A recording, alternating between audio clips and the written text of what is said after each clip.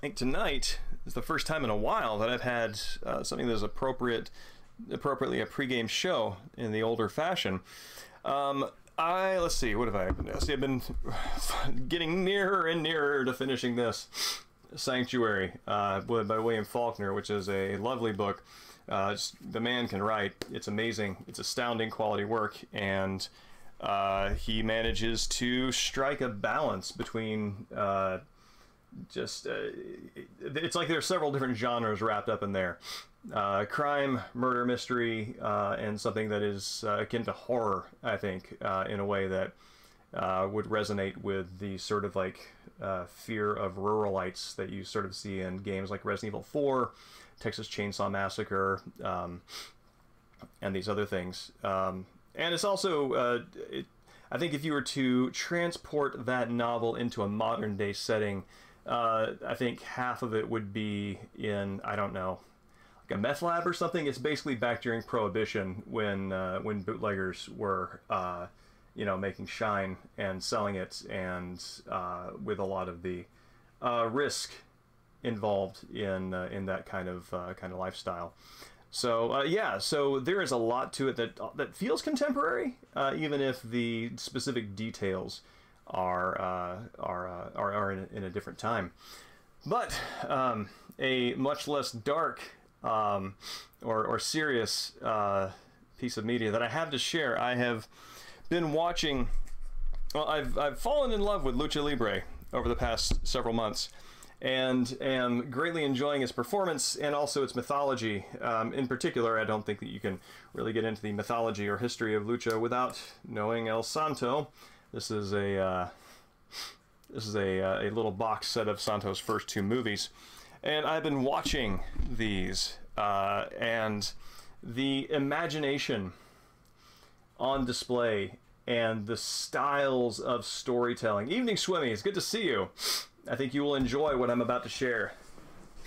As somebody who is a fan of MST3K, because Santo movies, at least two of them, I think only two of them, have shown up as Misty targets. It is easy, I think, to look at these as 50s camp and bad science fiction.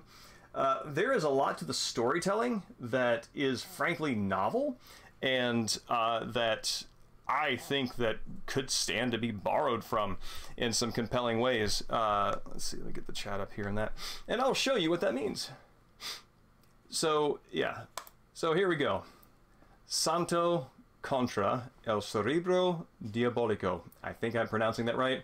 I am learning Spanish now, and getting the sounds right is always the first step. But Santo versus the diabolical brain. Now, you might think that this means a literal brain. No. In fact, I actually mistook this for Santo's first film, which is, as you can see here, Santo versus the evil brain.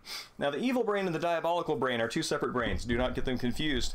The diabolical brain is, I think, probably a better translation from this of this would be versus the mastermind, because the plot actually does not involve Santo directly. Santo is actually a supporting character. You might liken this to the Metal Gear Solid 2 of Santo.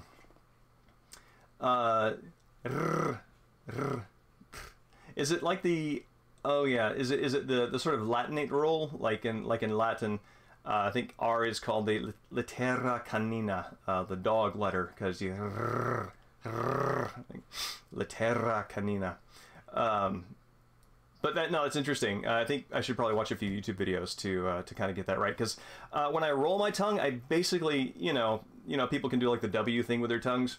I have exactly one spot on my tongue that can do the, and it is right on this side in front of my mouth, and that's about it. None of the other muscles will do that.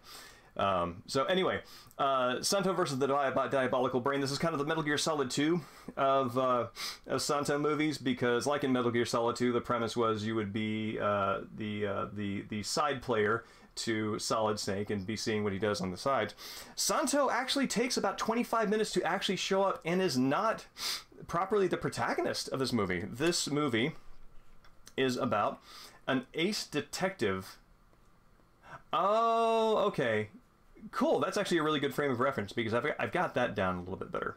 But yeah, so this movie is about sort of an ace detective who breaks up like a gang headquarters in the city and decides to go after the big boss. The big boss is out in the countryside, and so what he decides to do is to ride out there on horses, show up, not declare who they are, of course, because they're police, and that's not a good thing to do when you're going into a gang's territory. But yeah, going into the Wolf's Mouth, and the visual coding on this is very traditional. He is a white hat cowboy in essence, because it has a very Western flair to it, and the bad guys are all black hats and that sort of thing. So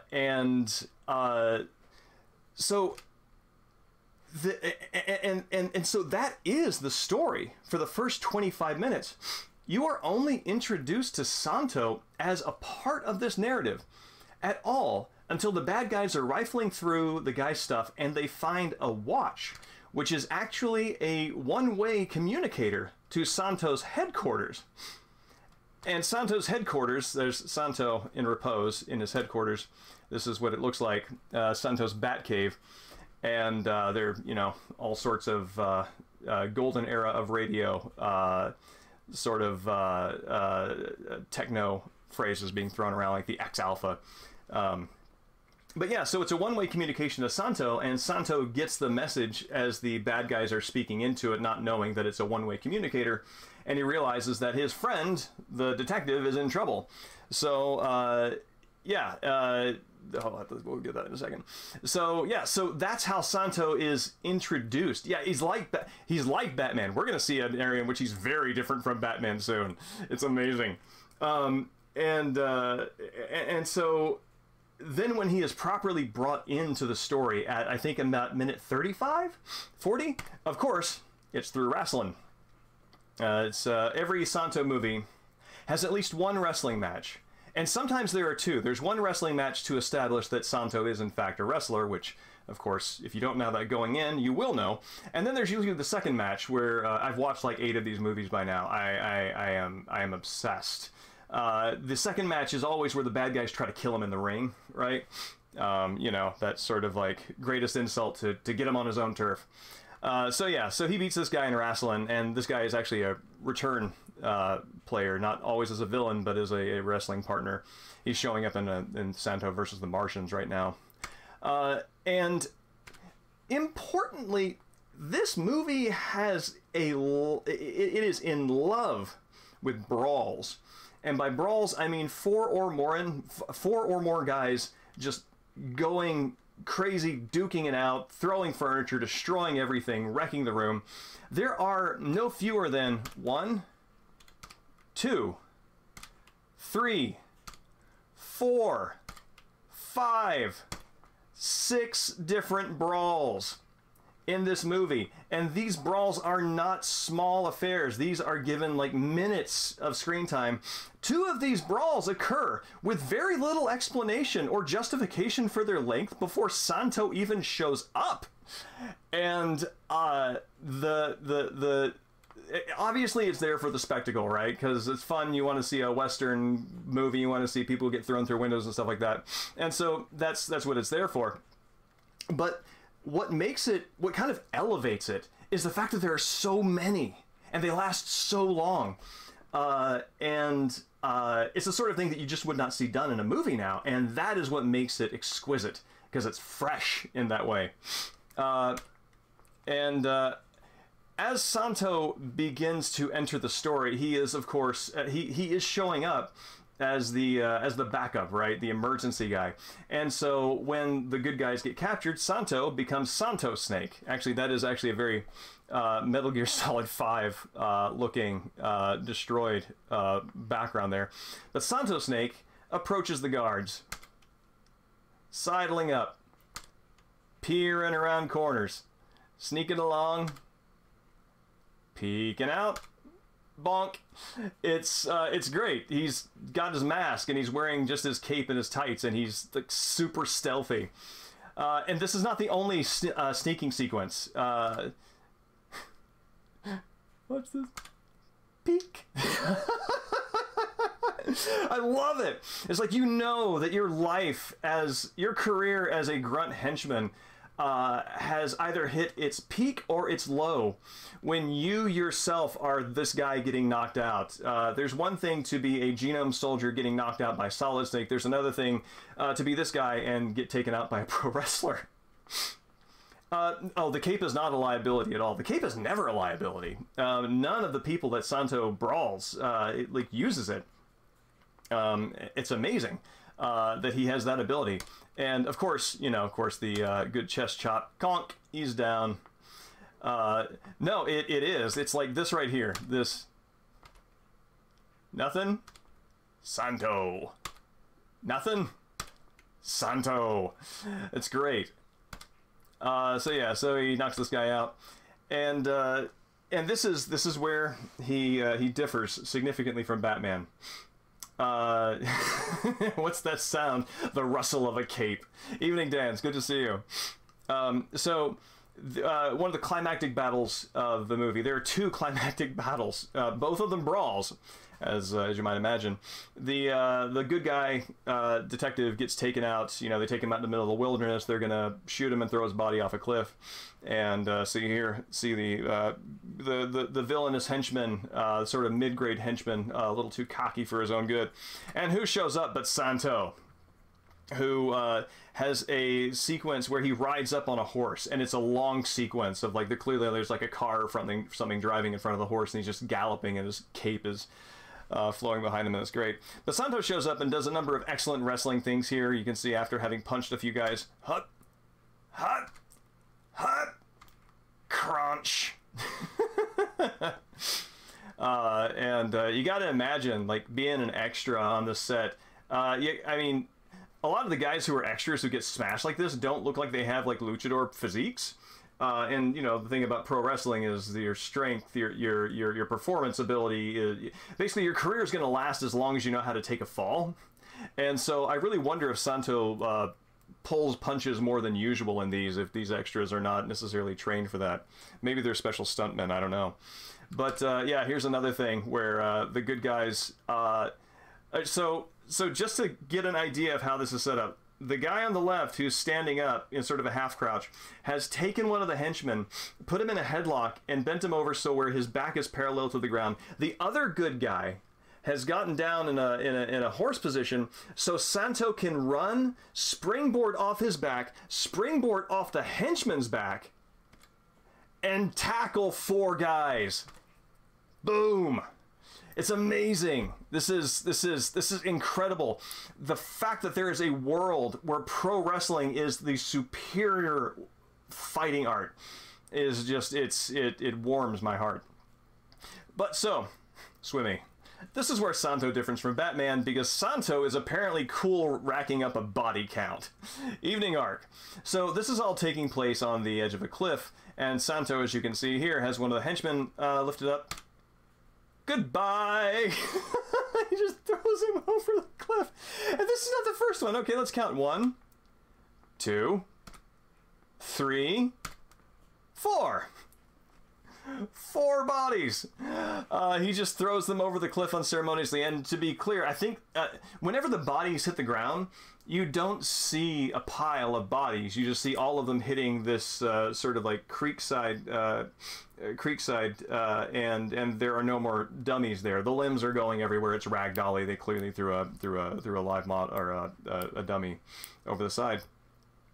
So either they threw a dummy down, moved it out of scene, and then threw another dummy over, or this is the same dummy that was laboriously picked up and trekked back up to the top so they could throw it over and over again.